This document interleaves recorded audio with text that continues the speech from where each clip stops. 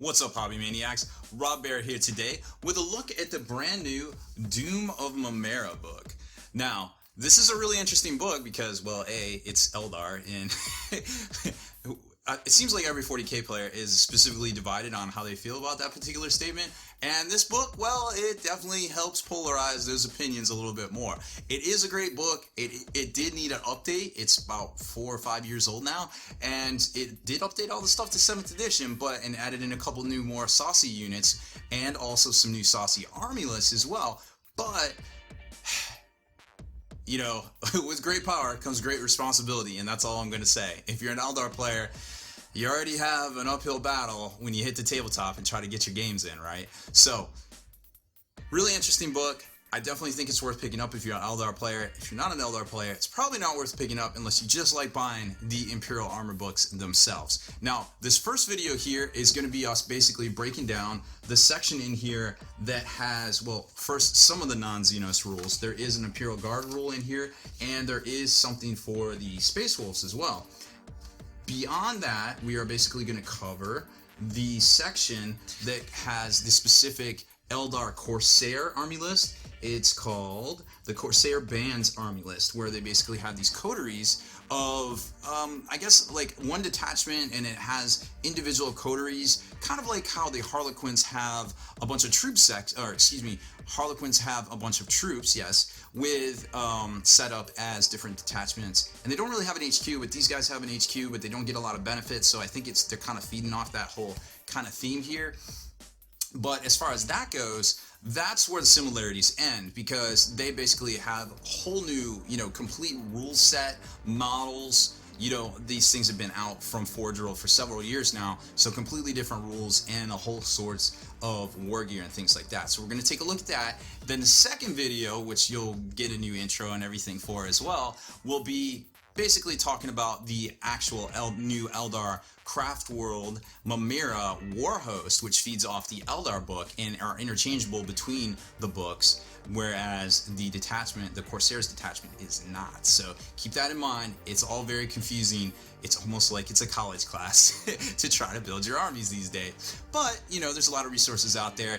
Tasty Taste over on Blooded Kittens has his great detachments tracker where you can try to find everything in there as well. A lot of people don't even know there's an Imperial Guard formation that came in one of the Red Wog books. There's actually a formation in there. Everybody thought the new ones came out with the Tau, but it turns out they snuck one in on us. A lot of folks forgot about it. So, never give up. If you're looking for a specific edge or a different way to play your army, check that tool out over on bloodedkittens.com, because it's interesting. It's good to review it every now and then.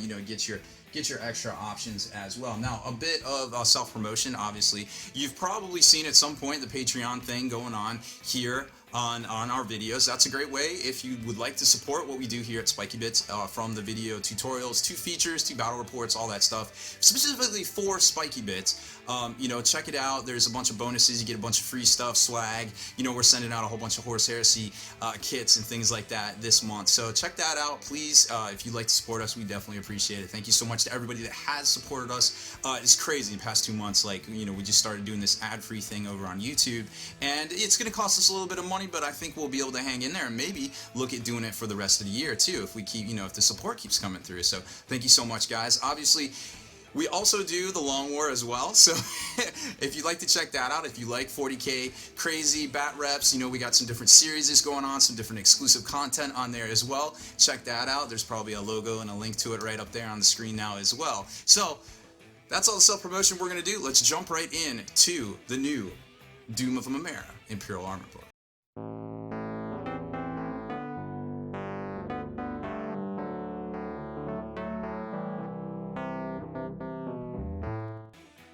Alright, so here it is. This is a really interesting book, like we've already talked about several times, in fact, but let's jump right into it. So the actual army list section for the Forces of Eldar is going to be right back here on page 152. And if you've watched a lot of my tips and tactics videos, you probably know that what I like to do a lot of times is actually go over the war gear first, because what the war gear does is it keeps you from flipping back and forth between all of the, generally if it's a codex, there's 110 pages, so it keeps you from flipping from the back of the book to the front of the book to the back of the book to the front of the book. So that's what I like to do generally, is go ahead, check out all the war gear first, and then you have this great base of knowledge to take with you as you review the rest of the rules in here. So let's do that first. So there's some specific Eldar Corsair special rules. Then there's a Perils of the Warp table, which is really interesting as well. Their psychers basically suck because Slaanesh gets them and makes them perils on everything. In my opinion, I would not take them. But that's up to you guys to kind of, decide. I mean, there's nothing more frustrating than perils of the warp all the time when you're like, I just want to cast a freaking psychic power. And Eldar, well, guess what? Wants to cast their psychic powers, right? So there it is. Okay, so then you get into the war gear section themselves, which we're going to mainly concern ourselves right here first and foremost. So you've got a brace of pistols, which is really interesting, very Eldar-y, I feel like, right? So it basically counts as being armed with 2 shuriken pistols and 2 splinter pistols, which do not need to be represented, which is great because finding those bits is pretty much ridiculous. Shadow wave grenades are counted as defensive grenades, so kind of like the photon grenades of the Tau. You kind of get the idea there. Tangle field grenades, a little interesting, kind of off the whole Shadow Weaver kind of feel. They're strength 8, so you can check them just like normal. Range 8, strength 2, assault 1, blast 3, tangle field. A unit that suffers any hits from a weapon with a special roll must take an immediate strength test, not initiative, strength. And if it is failed, the unit halves its initiative and weapon skill values are reduced by half. So that's pretty crazy until the end of the controlling player's next turn. So obviously you need some counters for this to keep track of. It's great for getting in there and hitting, dedicated assault troops that you know are going to be coming at you. Boom, there it is.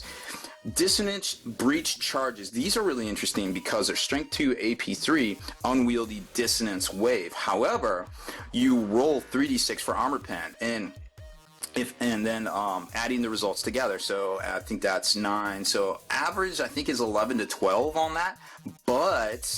But wait, there's more. If any of the dice are rolled for armor pen score a 6, the strength of the weapon is increased by +1 and the AP is reduced by -1. And you're going to see this kind of thing, this motif, this kind of mechanic repeated throughout this book, actually.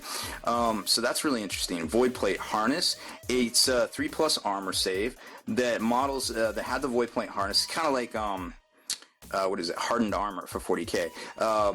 30k. Must reroll all difficult terrain and dangerous terrain tests, but in games of Zone Mortalis counts as voidable hardness.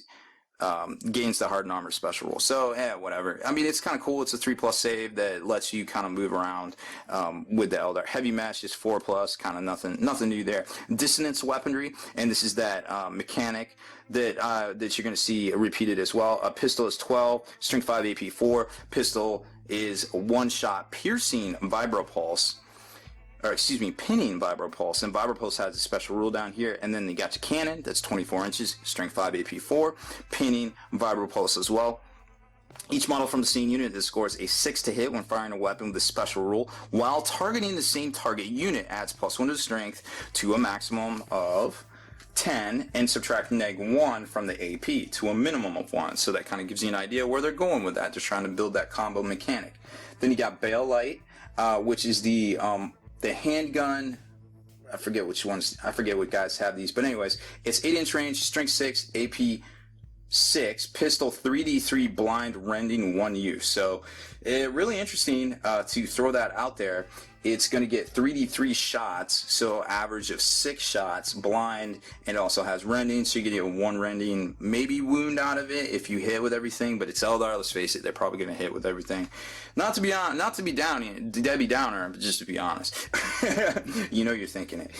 Void Saber, it's just a normal sword, +1 strength, AP3 melee rending. I think the +1 strength is what does it for me there, because a lot of Xenos, you know them Eldar are scrawny, so you want your +1 strength. Corsair Jetpack, a model armed with a Corsair Jetpack, has the unit type Jetpack Infantry, and the Corsair Prince, Void Dreamer, or Fel Arc, who takes the Corsair jetpack, gains the subtype character as well. In addition, they grants a 4+ armor save. So it gives you a 4+ armor save and a jetpack. It's basically, you know, the same thing that the Autarchs and stuff can do in the Craft World Codex.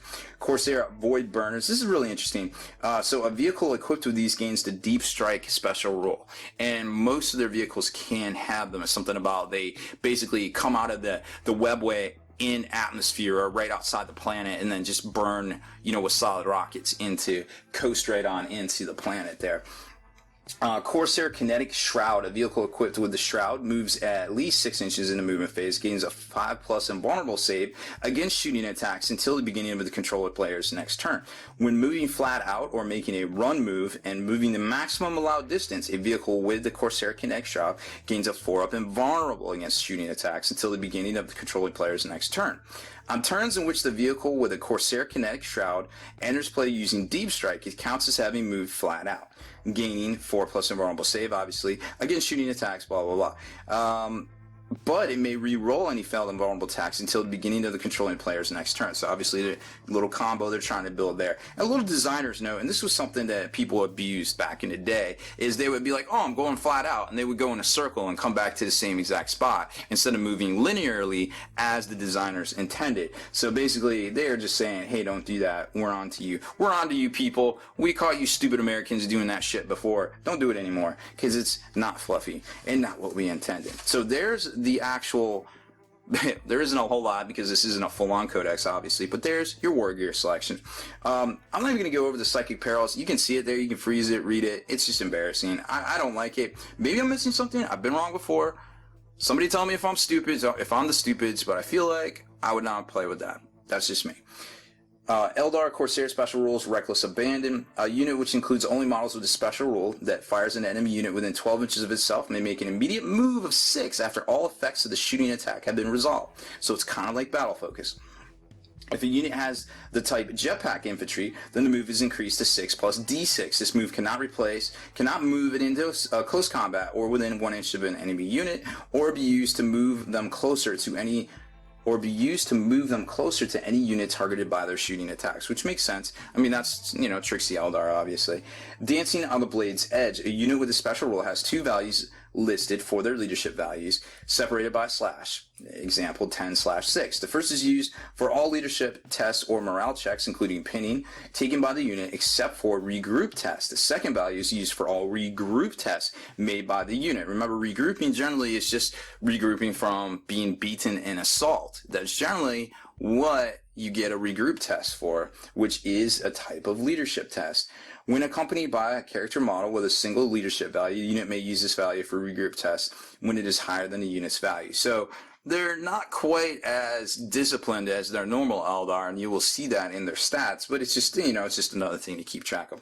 And then the Wild Psyker follows the usual rules for Psykers, and then they use this Perils of the Warp table right here, which is brutal, just completely brutal. And the worst one, or excuse me, the not worst one, actually makes it so the next time you Perils, which will be pretty quick because they're going to increase your chances, they're going to get you. Slaanesh wants your soul. Duh, it's happening. Don't take these guys. They're really bad. I don't like them. But where I just read it wrong, and I'm really stupid. Either way, tell me in the comments. So then we get back to the actual section of the Corsair Army detachment itself, which is completely different from anything. You know, you can't really mix and match the units out of here with Codex Craft World Eldar or Harlequins or Dark Eldar, and there's a specific reason why, and we'll get to that here in a second. So, like I said, this is basically a detachment, a completely separate detachment, similar to how the Harlequins do their thing, except for, you know, the Harlequins don't necessarily have a dedicated HQ choice. So you have this raiding Corsair Fleet Raiding Company detachment right here, which the compulsory is a command crew, which is you know, at least 1 HQ, and you can also squeeze in a Lord of War and an Elite right up in here, and that's the only way you can get a Lord of War. So you can have 1 per Corsair Raiding Fleet, and then it breaks it down into these coteries here. And each one basically is 1 HQ, 1 troop, 1 HQ, 1 troop, 1 HQ, 1 troop, with lots of optionals besides the Lords of War. So it gives you that kind of look and feel of a normal army list, but it's a little bit different. And the reason they do that is because there's these things called coterie specifications. And they're basically like warlord trait, or excuse me, they're basically like chapter traits for Space Marines. You got several different ones, and each coterie cannot take one that has already been dished out. And let's go over those real quick. So basically there's one called Titan Breakers. All infantry and Eldar Jetbike units in the coterie gain the preferred enemy unit vehicles with the tank or walker type special rule. Alright. Head Takers. During the assault phase, in which at least one model from a unit with a special rule is engaged in challenge, the entire unit, including the model engaged in a challenge, may reroll to roll wounds of 1 for the duration of that combat. So if you're in a challenge, you got basically preferred enemy, but not quite. Vault Breachers, all enemy infantry and Eldar Jetbikes. Within this coterie, gain the Dissonance Breach Charge. See the War Gear section. That's why we do that first. Remember, that was the one that's basically strength 2, 3d6 armor pen. If you roll a 6, you get +1 strength, -1 armor pen. Skyburners, units in the coterie roll 1 less d6 when rolling for scatter as part of the deep strike deployment, and may reroll failed reserve rolls. So that's something that gives you an idea. Like, you want to bring your stuff in quick. You don't want to, have that chance of deep striking mishap. Take the Skyburners and then fill out your coterie, which you can easily do. You can get up to 3 troops in here, 2 elites, 2 fast attacks, and 1 heavy support right there. Night Hunters, all infantry and Eldar Jetbike units in this coterie gain a night vision special rule while the night fights rules are in effect. Hate Bringers, select the target enemy unit that is on the table at the beginning of the game. Turn 1, that may include units inside transport vehicles. All infantry and Eldar Jetbike units in this coterie gain the hatred of the chosen unit special rule. If the target is destroyed during the course of play, the coterie's controlling player gains 1 victory point. This counts as a secondary objective engaged using victory points. Pretty neat. All very useful in games, and they basically let you tailor the rest of your army around them to work a specific way. Now, restrictions, and this is where it gets a little weird, and you can kind of already tell looking at this diagram here that it is kind of atypical to what we're used to from a Decurion standpoint to a standard Battleforge detachment standpoint. You're kind of, like, what is going on with this? This is turning into a college class again. I don't like it. Just tell me how to play. Well, it is a little bit of work, but I think from the hobby aspect of things, most people, if you pick up this book, you already have a love for Eldar. You already have a love for whatever. Maybe you picked up one of the new units, so you're just like, yo, I just want to play this. I'm going to figure out how to play this. I'm going to figure it out so I have a chance to win. Maybe not trying to be OP and like that guy and all that, but I still want to be representing well on the tabletop, and I want to make sure I know the rules so I'm not giving my opponent, who I'm about to spend 2.5 to 3 hours of my life with, and I'm not shortchanging them. You know what I mean? So that's kind of where I'm coming from, and I feel like it's good to have that kind of attitude. So most people that are running this aren't going to be those OP gamers. And to be quite honest, as far as like, everybody wants to be competitive. Nobody likes to lose. But remember, at the end of the day, you're only going to be able to play so many games if you're that guy. So don't be that guy. Just give people the benefit of the doubt. Try to bring something fluffy. Try to bring that aspect of the hobby into the games, and making your pew machine gun noises, your whooshes when you move your jet bikes, whatever. It's just funsies, and people will respond off positive energy better, not as frequent as negative energy. There's a lot of negative energy out there. I'm sure we all know that. So restrictions to the Corsair Fleet Raiding Company is the Corsair Raider Detachment is divided into several sections, representing the internal politics and divisions of a fractious Eldar pirate band. The command crew elements are always available to an Eldar Corsair player, and that's the one where you can one HQ is mandatory. You can take an extra one, you can take an elite slot, and you can get your Lord of War. They never benefit from one of these command benefits, the Coterie specializations, the Coterie specialization. You cannot get it. The Coterie specializations that I just read off, you cannot get for the command crew section at the top of the page there. However, the command benefits for the whole encompassing area of the Raiding Fleet Detachment, the Raiders Detachment as they call it, is every troop, all troop choices in the detachment gain the objective secured special rule. Pretty big, to be quite honest. So that gives you an idea there. The primary coterie represents the core elements of the crew and is comprised of one compulsory HQ and one compulsory troops choice, then any combination of the available optional choices. So that kind of gives you the idea there. Across the top, the primary coterie. So to field this, you have to take a command crew and a primary coterie. Then you can add optional coteries as you see fit. And each optional one is identical in composition. Regards available choices to the primary coterie, but the inclusion of any coteries after the primary is completely optional. So you can get away with just, stacking your deck here and getting your command crew, whatever you want to do. But it is definitely optional. But remember, you can't have the same command or the coterie specifications between each individual coterie, but you can have additional. So each one you take, you get another one. So it helps you build your army out. And only having to take one HQ and one troop is both good and bad sometimes, depending on, as you'll see, the cost of these HQs. And then internal politics, the separate coteries that make up this detachment, but not the command crew, count each other as allies of convenience. So another reason not to take those daggone wild psychers, because you can't even cast on everybody in your army, and when you're casting, you have a higher chance of perils of, suffering the perils of the war and straight up dying. So let's get to the section. We'll start with the HQs, which are right here. So here's your basic HQs. Now each one of these has a little bit extra stuff as well that we didn't talk about, but the basic war gear section behind the detachments, the Raiders detachment, is sufficient enough to get through most of this stuff here. So you got your Corsair Prince. He's got comparable stats to the Autarch in the Craft World's book, 75 points. That's why it says it gets kind of expensive when you're starting to flip out all these coteries, unless you want to take a Baron, which is lower level. The Void Dreamer, let's see, which guy is this? I think this is the guy that's like their navigator, and he's a psyker, and he's actually pretty good, but the wild psyker is not what you want. Alright, so let's see. This guy basically comes equipped with a lot of cool war gear, the Brace of Pistols, Shadow Weaving Grenades, the stuff we've already talked about. He is the first prince. So, he may take one of the following options at no additional points cost, as Seeker of Forbidden Pleasures. Now, the way this is actually kind of laid out in here, it's a little weird how they kind of laid it out. It's almost like it didn't transfer over right. So he can get the Corsair Combat Drug Special Rule, and any unit in the detachment with the Corsair's faction and of the Eldar Jetbike Infantry or Jetpack Infantry may take the Corsair Combat Drug Special Rule for 15 points, and that's right over here. It's a D6 effect. You can get an extra attack, extra strength, extra initiative, extra toughness, extra weapon skill, or this one right here, Chimeric. Roll 2 or more results and apply both. The result may only be gained once, but reroll for the results of 6, so you basically get to double up there. Or he can be the Traveler of the Forgotten Pass. With this trait, basically gains a multi-phase key generator, and any other character model from the same detachment may purchase a multi-phase key generator for 25 points, and that's outlined right here. The multi-phase cheese generator, right, gains the Deep Strike special rule and may use the special rule in games of Zone Mortalis, which is kind of interesting.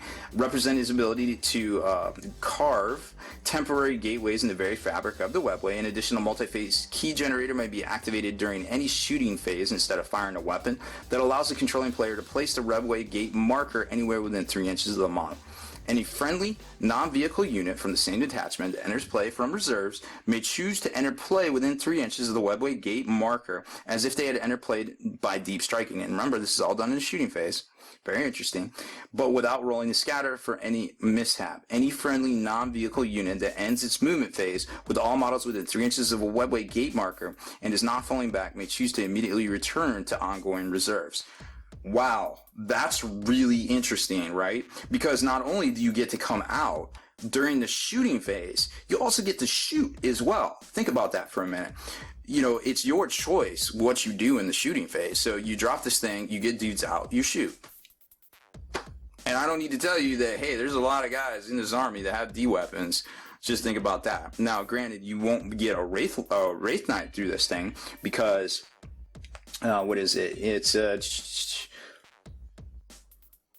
anywhere started firing any weapons was a non-vehicle unit, I believe. any friendly non-vehicle unit from the same detachment that entered play from reserves. Wow, that's kind of crazy. I guess you can do that with the Wraith Knight. I was hoping that was not the case. Place a waypoint. Any friendly non-vehicle unit from the same detachment enters play from reserves may choose to enter play. Well, I guess you could game it so you could get a Wraith Knight in. You would have to keep them off the board, but it isn't always a guarantee, I suppose. And you wouldn't always have this in the right place to use it to your advantage with the Wraith Knight, but it is definitely gameable, I feel like. And the non-vehicle thing, hopefully they put some clarifications or restrictions on that, because that just got really, really spicy there. The Collector of Ancient Treasures, a Corsair Prince with this trait may select any one item from the following list.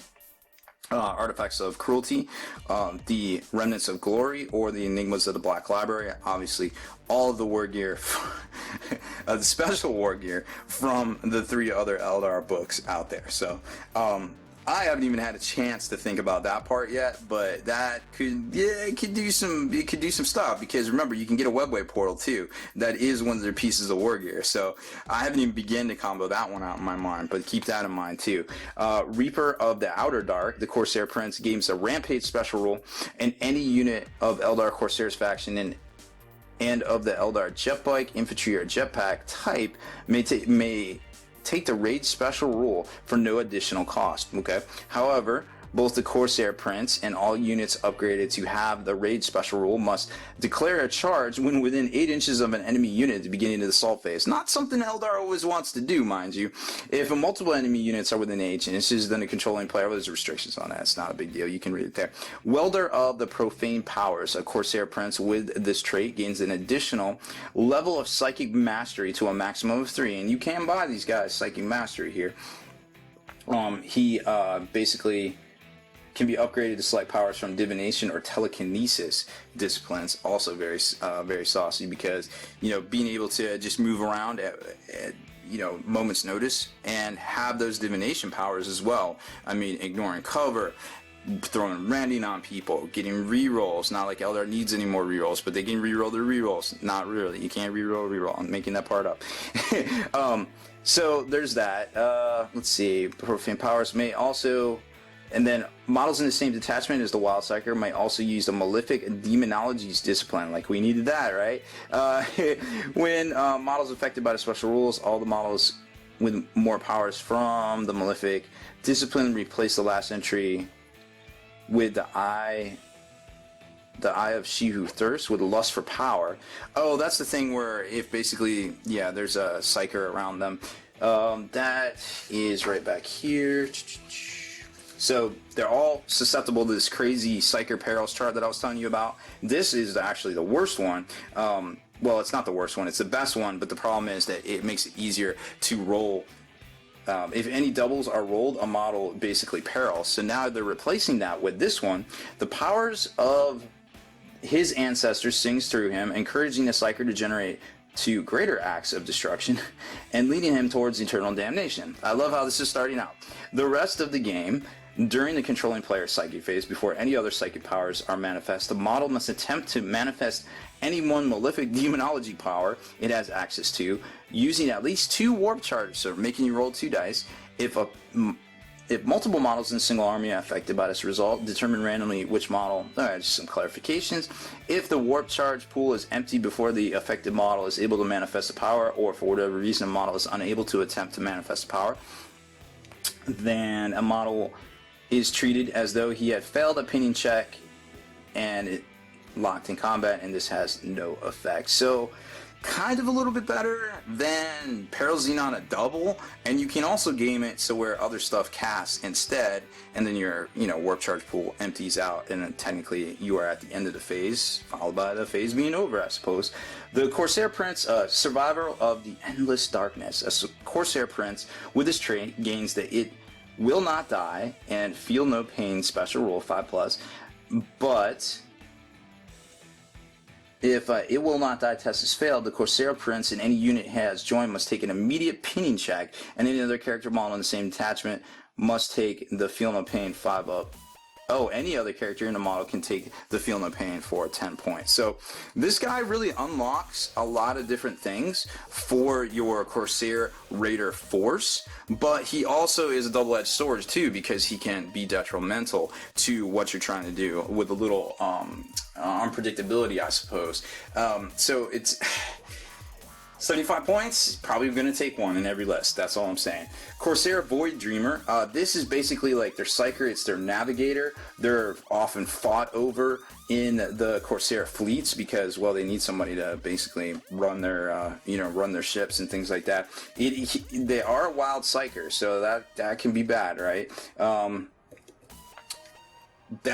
It's hard to cast with these guys, so I feel like planning your psychic, whole thing around them is not a good idea. They can take a lot of the equipment we've already talked about.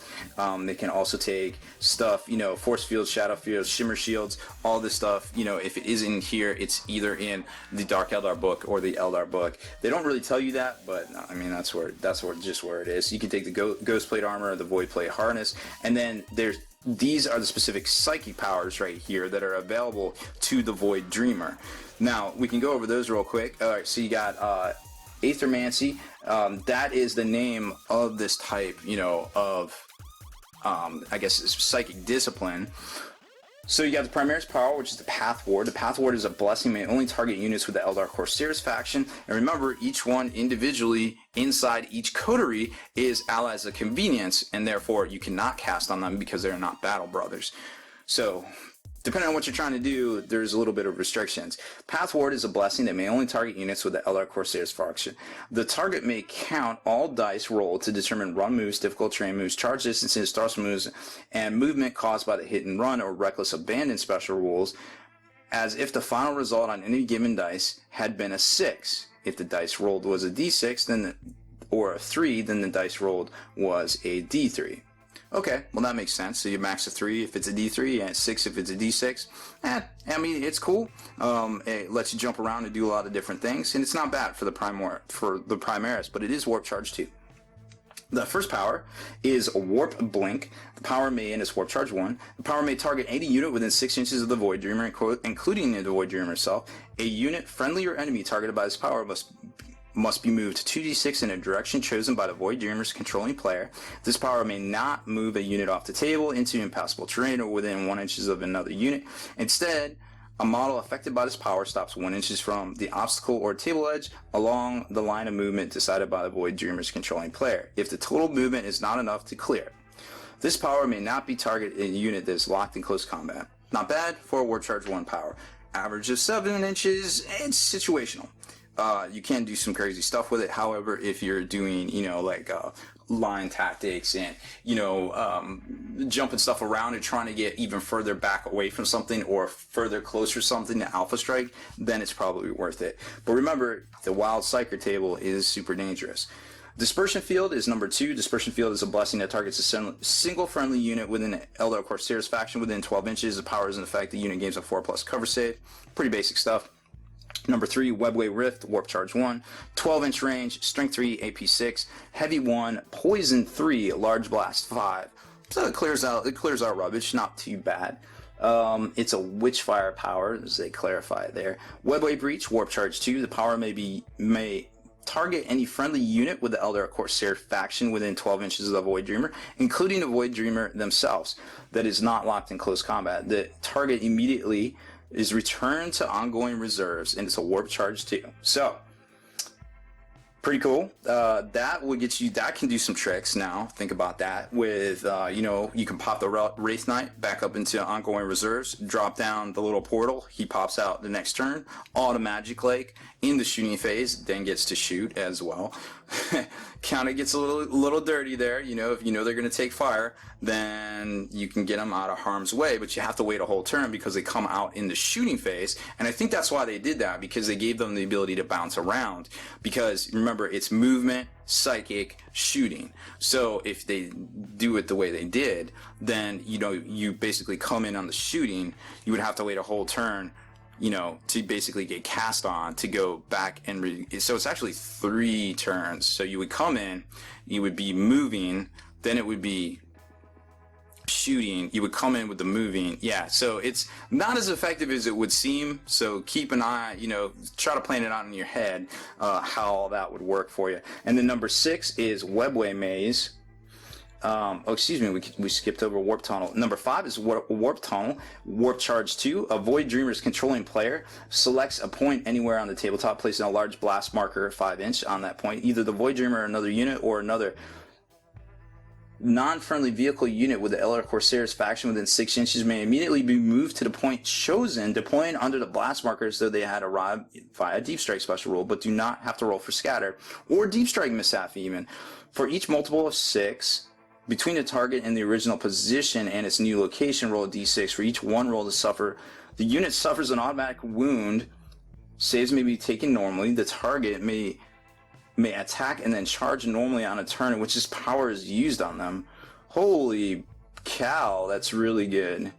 I can't even tell. Wow, I'm sure you're just like, wait, what did he just say? Yeah, basically you just get to bounce around the table and shoot an assault after you do it. You're going to take some automatic wounds probably, because every multiple of 6, you say you move 36 inches, you're probably going to take an automatic wound, but who cares? I don't know if they did the math on that. That doesn't even matter almost.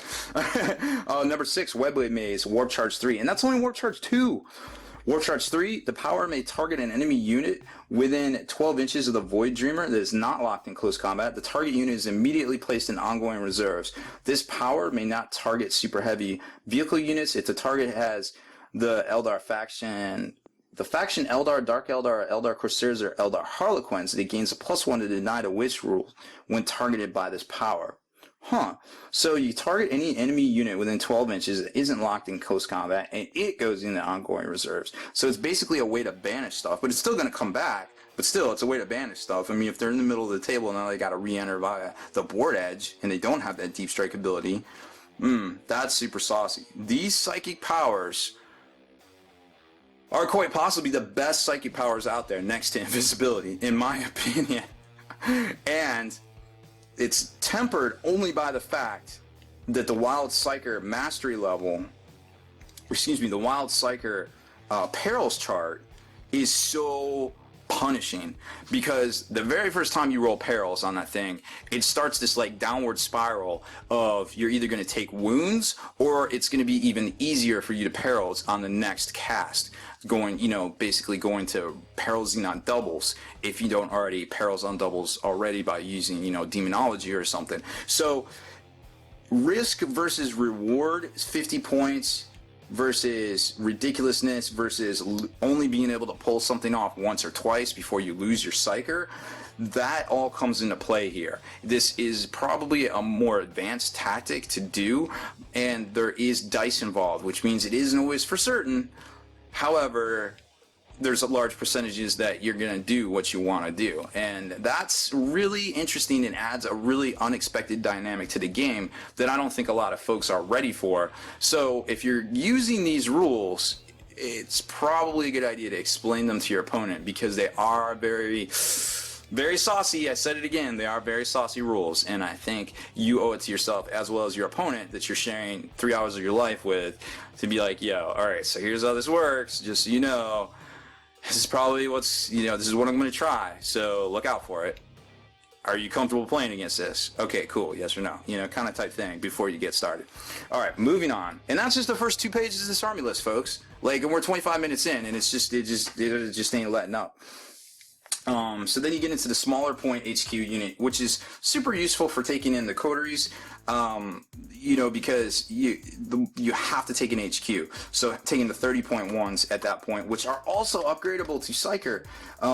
Now, there is one caveat, though, that I wanted to know, and this is the reason the Void Dreamer is so good. He is the only one that has access to the Aethermancy. The other guys specifically say what they have to take here, divination or telekinesis, and it goes from there. And of course, you can make them bounce around with jump packs and get the war gear, and some of them have access to some of the Dark Eldar stuff and some of the Eldar stuff, just depending on, what it is, like the Shimmer Shields and things like that.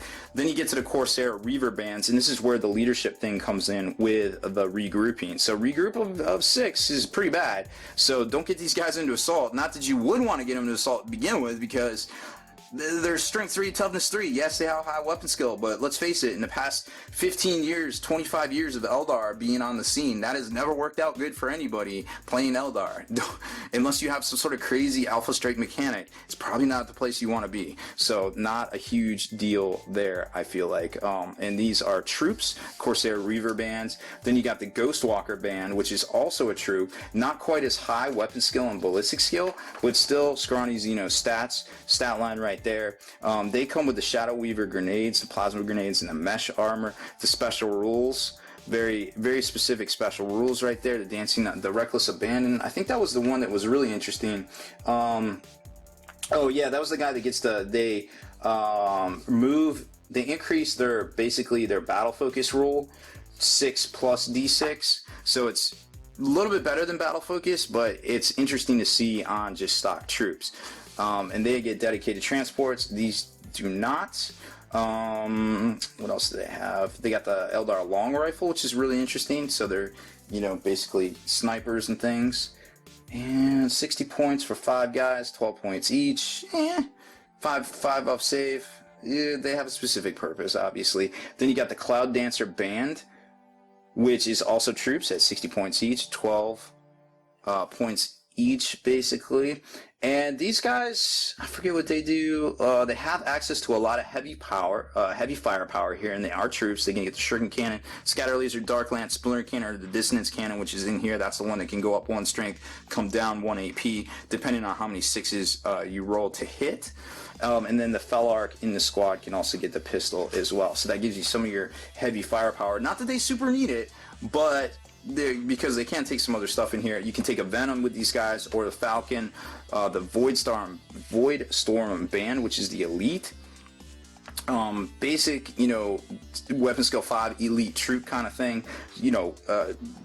For every 5 models in here, you can get a fusion gun, flamer, shredder, so you can get basically 1 special weapon. You can get the dissonance pistols. They're just something, I'm not sure exactly what they are, but they are transportable in a dedicated transport, i.e. the Venom. Then you got the Corsair Malevolent band, which is 75 points, a little bit more expensive, so to speak. They are, I don't know what their deal is. Like, I guess you can upgrade them with jetpacks and give them that mesh armor, but then they basically become like 25 points each. So I'm not sure that that's entirely worth it. They get a little, minuses to negative leadership right there, but I'm not sure their exact task or purpose. But it's something cool that is, definitely non-traditional Eldar. Remember, they don't have all those aspects, so they're trying to fill them up with their own different things right there. So keep that in mind. Then you got the Wasp Squadron, which is this crazy-looking Eldar enclosed walker thing right there that did get new rules in this book as well, which will be showcased more in the next video review, going over the Craft World Mymeara actual rules themselves, the war host in there. But just taking a close look at it, these guys are 70 points for the Walker. They come with 2 Shuriken Cannons, the Corsair Kinetic Shroud. Remember, that's the 5 up invulnerable, 4 up if it deep strikes in and gets a rerollable off the same turn. They don't have the deep strike special rule, but they do have the Wasp Jump Pack, which is used in a movement phase or assault phase. But not both in the same turn. If using a movement phase, a walker may move up to 12 inches and no less than 8 in any direction, ignoring intervening terrain and models when moving in this fashion. The Wasp Assault Walker may only fire snapshots in the following shooting phase. If using the assault phase, the Wasp Assault Walker may roll an additional dice when determining charge distances and use the 2 highest results. Additionally, gains the Hammer of Wrath special rule for that phase, inflicting d6 plus 1 hits instead of just 1. Kind of cool, kind of good to know. So remember, Warwalkers were never bad in Assault because they're strength 5 and they would have 3 attacks. So as a last-ditch effort to try to get rid of those flankers coming in and to drop some Warwalkers, it was always a viable move to assault with the Warwalker. So Warwalkers are just good in combat in general. And then you have the Wasp Squadron one here, which, is definitely a little bit better. In overall, being a normal Warwalker, it can get all the same weaponry right here. It can also get the Corsair Void Burners upgrade as well. So I believe that does give it deep strike. Let's double check, because that one I actually kind of want to know. The Corsair Void Burner. Yep, that was the one that gives a deep strike special rule. So that kind of combos well with some of the other mechanics about deep striking and throwing stuff into reserves, coming back in reserves. Kind of the Corsair kind of, hey, where the F are they coming from? We're all crazy, air quotes, good pirates, not like the bad pirates from Kamara. But you kind of get the idea there. And then, of course, the Warp Jump Pack basically, doing its thing with the 4-up and the 5-up invulnerable and allowing it, if it does deep strike, it gets to reroll it against shooting attacks. And then it gets into, standard fare kind of type stuff here that we've seen in the past. You get the Viper Squadrons. You can get the Nightwing, which is that Forge-rolled model with the swing wing kind of thing there. Excuse me. The Phoenix, as well as the Hornet Squadron. And the cool thing about the Hornet Squadron is finally we have rules. Now this is the Corsair Hornet Squadron, but it's the same in the Mymeara actual war host detachment area that we're going to talk about next time in the back of the book here. But suffice to say that they haven't had a solid rules, and the rules they've had have been misquoted so badly because people are printing out sheets and not knowing where they came from. That now it's good to have, hey, the rules are right here. Well, let's go with these because they are 70 points, and you can upgrade. What a lot of people like to do is take the Bright Lance and the Pulse Laser at an extra 5-point upgrade each for those. So that's good to see. They do have the Skimmer Assault special rule, which lets them snap fire after they flat out. Star Engines, Shuriken Cannon, Standard. And there was something else that was in here that was a little saucy, maybe not. Oh, the Kinetic Shroud. They can get that as well. So they can get that invulnerable too, which never hurt anybody there.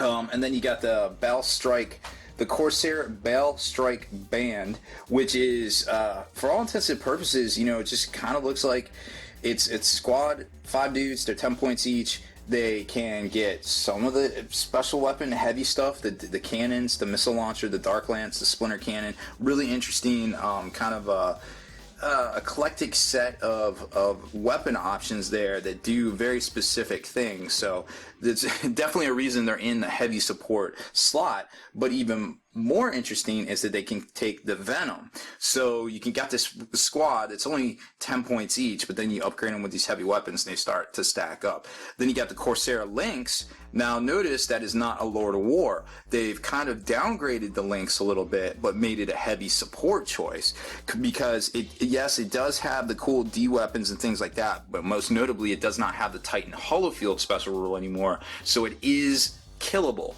And that is going to trickle down from, this is the newest set of rules, so that is going to be what is in play from here on in. So no more Titan special, Titan Holofield rules. It is a little bit cheaper, $255 for that difference. But the ability to bring the Pulsar to bear is... and it's a specific pulsar now too. It isn't just the one that comes on the Revenant Titan. You've got 2 different modes of fire here: saturation and salvo. One is Ordnance 3 twin length. One is Ordnance 1 large blast. So the one we're used to seeing is the saturation, which is normally on the Revenant Titan, or you could take the Sonic Lance, which of course is also still an option for the Lynx itself, which has the Soundquake special rule. Let's see, all non-vehicle units are hit by this are wounded on 3+, regardless of their toughness value. Vehicle models struck by this weapon take a single hit at strength 1 and roll 3d6 for armor pen. So it's going to be like 10 average. So it's not quite as good. It's not a D template. It's not a D paddle, because remember the Hellstorm template is that paddle looking template that used to be D. I think it was D. I'm going to say it was, but I don't actually remember. I know it was good for clearing out infantry either way, but the fact that it's AP2 definitely helps. And automatically wounding on a 3 up is no slouch either. So it still clears out infantry just the same, even if it isn't in D. Sky Hunter, as a lumbering airborne combatant, the Corsair Lynx may not jank and may only fire snapshots while operating as a zooming flyer. But when operating in hover mode, it counts as a fast skimmer with the tank type. So another reason it probably lost the Titan Holofield. The controlling player, the Titan Holofield, not to be confused with the normal Eldar Holofield, which is not even close to as good as the Titan Holofield. The controller player may choose to have a Corsair Lynx deployed on the table in hover mode as a fast skimmer during normal deployment before the start of the first turn. If this option is utilized, then the links may revert to a zooming flyer until the beginning of turn 2. So it gives you some tactical options there to move really fast, not shoot, and then get into position for the killing blow, the coup de grace, so to speak, with, you know, either a pulsar or a hellstorm template. But there is, you know, opportunity for a retaliatory strike by the enemy forces coming in and trying to take out that Lynx as well, because it's not as resilient as it used to be. Then you got the Corsair Warp Hunter Squadron, which is a squadron of the new Warp Hunter, which has its special rule. Remember, this thing can shoot a D-flail now, strength D, AP2, heavy 1 D3, or heavy D3 plus 1 blast, if you do it as the dispersed barrage, or as the template, which is just, you know, the normal flamer template, heavy 1 dispersed, AP2, a weapon with a special rule when rolling on the destroyer table. Counts all rolls as 6. The, you know, devastating hit / death blow, depending on the unit type, adds a 5. So it has that restriction, very similar to how the war sites have it for the Eldar Wraith Guard special weapon guys. The one that shoots the flavor template, as well as not the D cannon guys that shoot the strength 10 D particular cannon, the Wraith cannon. That's what it is. So many different things that sound so similar. Trying to articulate the words is tough sometimes. There's so many words. Anywho, so that definitely got an upgrade from last edition, from the old Mymeara book, and I think it was in a couple of the Apocalypse books. A lot of people were mad when I think one of the Imperial armors came out and it got a downgrade, but now it's definitely back, and you're going to see these things on the tabletop. Night Spinner, very familiar. There's the Corsair version of it, Firestorm, Fire Prism. That's the AA gun, it's the Firestorm. We all know what a Fire Prism is by this point, I imagine. And the Corsair Vampire Raider, which is the big daddy kind of super looking flyer that is basically a Titan killer flyer. It's ginormous. It's a really big kit. It's almost on the same page as the Manta. So very cool to see. Haven't seen one of those in years. I'm sure they're out there still though, but at 730 points, it's not too shabby, and the Corsairs can take it. And that's where we're going to stop this one, because we're going to get into the war host at Craft World Mymeara for the next segment. And I mean, this one here, I just couldn't stop talking. There's so much stuff to talk about in this. We droned down for about 45 minutes or so, and that's just one particular section here. Who knows how long with all this stuff is going to take. Now, it isn't going to be as complicated, of course, but that being said, there's still some new rules in there that we need to talk about. So that's it for this one, guys. I am going to jump off here. Thanks for watching and listening to my Codex Mymeara review, part 1, tips and tactics on the Corsair list.